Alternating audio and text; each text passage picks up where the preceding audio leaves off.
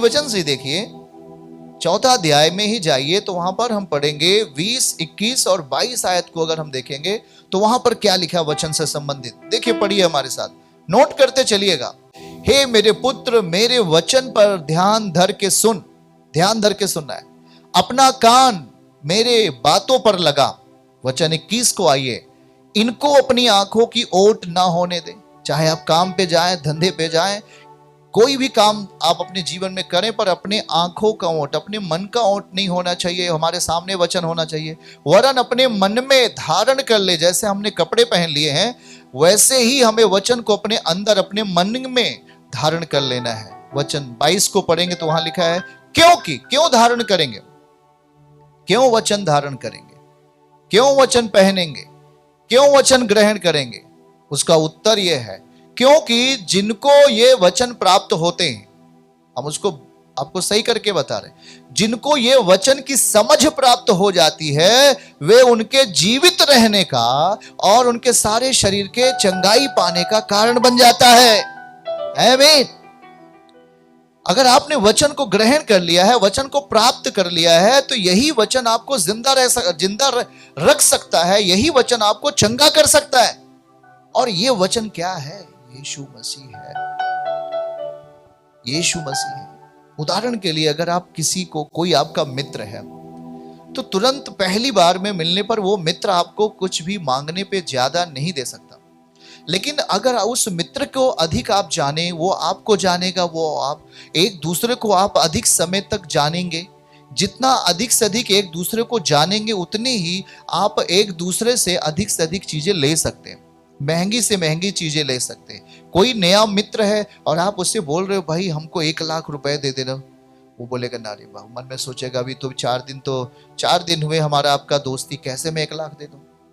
लेकिन जब वो मित्रता 6 महीने हो जाती है, मित्रता 1 साल हो जाती है, आप एक दूसरे को बेहतरीन तरीके से समझ लेते हैं और जान लेते हैं, तब आप एक शब्द बोलेंगे, भाई मेरे लिए सहायता देना है, तो बोलेगा यस ले जाओ भाई।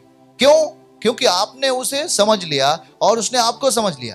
ठीक उसी तरीके से आज यीशु मसीह के पास आने से, प्रभु के निकट आने से, वो आपको कैसे दे पाएंगे?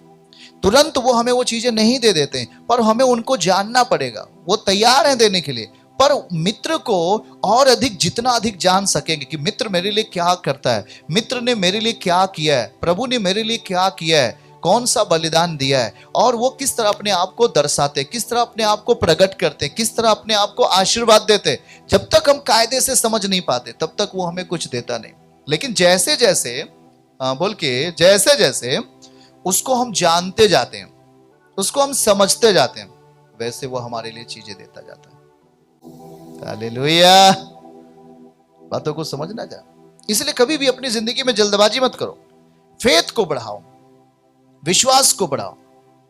हमारे अंदर की आत्मा में परमेश्वर अपनी आत्मा का संचालन देना चाहता है।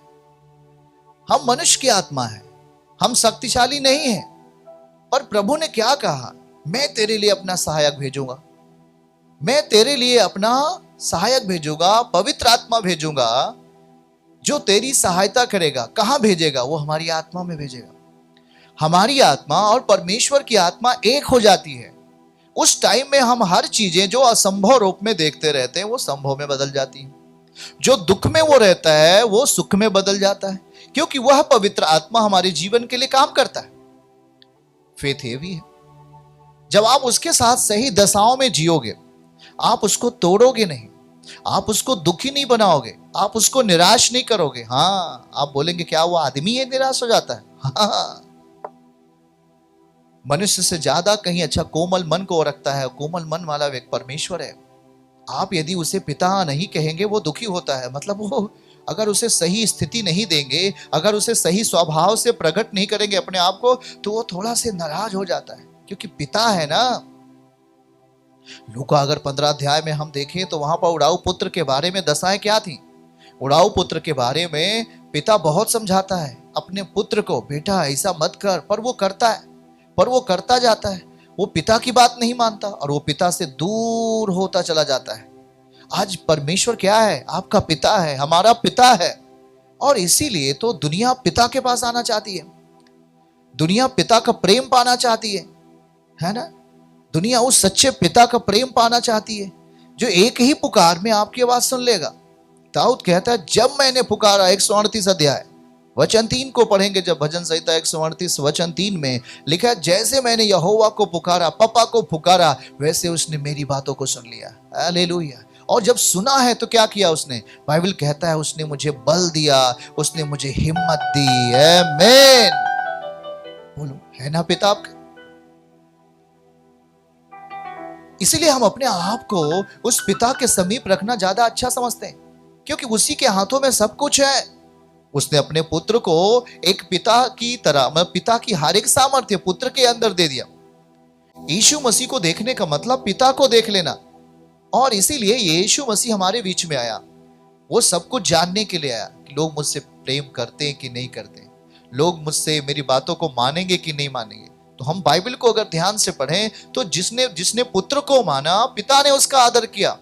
जिसने पुत्र को स्वीकार किया, उसने पिता को स्वीकार किया। जिसने पुत्र को सम्मान दिया, उसने पिता को सम्मान दिया। एक चेला फिलिप्पुस बोलता है, मुझे पिता देखना है, यीशु मुझे पिता को दिखाइए। उसने कहा, अगर तू मुझे देखता है तो पिता को देखता है। मतलब यूहन्ना 10:30 कहता है, पिता और पुत्र दोनों एक हैं, उन्हें हम अलग नहीं उन्हें अलग नहीं कर सकते, वो एक ही हैं, पर उनका काम समयों के अनुसार आगे पीछे है। बाकी वो एक परमेश्वर एक ही है। इसलिए प्रिय संतानों, हम उस सर्वशक्तिमान के प्यार को अपने अंदर शक्ति के साथ कैसे देख पाएंगे? वो ये बाइबल दिखाती है। वो आपको छोड़ने वाला नहीं है, पहले ही बोल दिया, मैं आपको कभी ना छोड़ूंगा, कभी ना त्यागूंगा। उसका प्रेम अथाह है, उसका प्रेम अनोखा है। आप बातों को समझना है। आज उस विश्वास को हमें अपने अंदर बढ़ा लेना है। इसीलिए शैतान कभी भी जब आपके ऊपर हमला करता है, तब आपके विश्वास कहीं न कहीं उसका कमजोरी की दशा दिखाई देती है। वो आपके विश्वास को, आपके फेथ को, जो वचन से आपने कमाया है, वो उस फेथ को चुराना चाहता है। शैतान विश्वास से हार जाएगा। बीमारियां विश्वास से जाती हैं। अगर आपका विश्वास जो वचन से मिला है, सुनिए जरा ध्यान से, वचन से विश्वास आता है।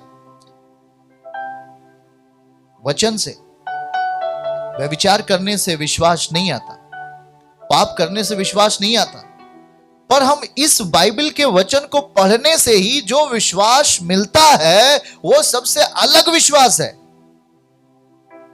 वो किस तरीके का विश्वास है? उदाहरण के लिए मैं बताता हूं। जैसे एक माता पिता होते हैं, एक बेटा, छोटा सा बच्चा होता है, वो अपने पिता और माता के ऊपर जिस तरह विश्वास करता है, ठीक उसी तरह विश्वास हम और पिता के अंदर, मतलब हमारा पिता और हमारे अंदर जो रिलेशन होता है, कुछ ऐसा ही होता है। जिस तरह एक छोटा बच्चा अपने माता पिता के ऊपर भरोसा करता है, इतना मजबूताई से विश्वास करता है कि लाखों में अगर उसके माता पिता खो जाएंगे तो अपने माता पिता को बेटा पहचान लेगा अगर सामने आ गए। वो उसका प्रेम है। उसी तरीके से आज हमारा भी प्रेम उस पिता के पास ऐसा होना चाहिए, और पिता का प्रेम हमारे लिए तो ऑलरेडी है। इसलिए आज उस विश्वास का क्या दायरा आप में बढ़ रहा है? क्या उस विश्वास को, उसके दायरे को हम अपने परिवारों में बढ़ते हुए देख रहे हैं? ध्यान से सुनिएगा, हम ये नहीं कह रहे पाप का, विश्वास का दायरा बढ़ेगा जो वचन से आता है।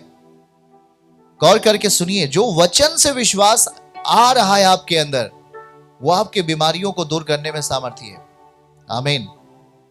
आपके तमाम दूषित भरे परिवारों को अच्छा और सुंदर करने में सामर्थ्य है ये वचन से आया हुआ विश्वास। इसीलिए हम चर्च अटेंड करते हैं, इसीलिए हम कलीसिया में बैठते वचन को सुनने के लिए। कोई पढ़ा नहीं होता है, तब भी वो वचन सुनकर के बड़े बड़े काम देख लेता है अपने परिवार में। क्यों? क्योंकि ये विश्वास पैदा करता है। वचन विश्वास को पैदा करता है। जिस तरह एक बीज जमीन में बो दिया जाता है तो उसको जरूरत नहीं कि हे भैया निकल, वो निकलेगा।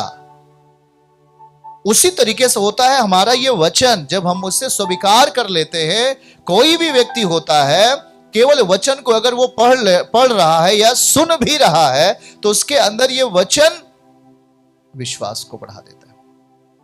इसलिए शैतान बहुतों को कान को बंद कर देता है, बहुतों को वो कलीसिया में नहीं जाने देता, उन्हें रोक देता है। याद रखना। इसलिए प्रभु यहां पर हमसे आपसे बात कर रहे हैं आज। चलिए एक वचन हम आपसे पढ़ेंगे। जब आपका फेथ बढ़ेगा तो आप परमेश्वर के सामने मूल्यवान बनते जाएंगे। आप मूल्यवान बनेंगे मतलब आपकी कीमत प्रभु के लिए बढ़ती जाएगी। याद रखना इस बात के लिए। उदाहरण के लिए मैं बताकर आता हूं, जिस तरीके से बाजार में आप सामान लेने के लिए अगर जाएं तो अच्छा सामान लेने पर अच्छी कीमत देनी पड़ती है, सीधी सीधी बात। तो उस अच्छे सामान की कीमत क्या है? बेहतरीन कीमत है, मतलब ज्यादा कीमत है वो। तो जो ज्यादा कीमत वाली चीजें होती हैं वो ज्यादा सुरक्षित रखी जाती हैं। ठीक उसी तरीके से आज आत्मिक जीवन में अगर जैसे जैसे वे वचन आपकी जिंदगी में पूरा हो रहा है, वैसे वैसे आप परमेश्वर के लिए कीमती बनते जाओगे। यीशु मसीह के नाम से आमीन। चर्च की सभी प्रार्थनाओं को और परमेश्वर के दास के द्वारा टीचिंग सुनने के लिए और अपडेट्स को जानने के लिए हमारे इस चैनल को सब्सक्राइब करें और साथ में बेल आइकन को जरूर दबाएं ताकि जब भी लाइव प्रार्थना हो तो सबसे पहले आप देख सकें।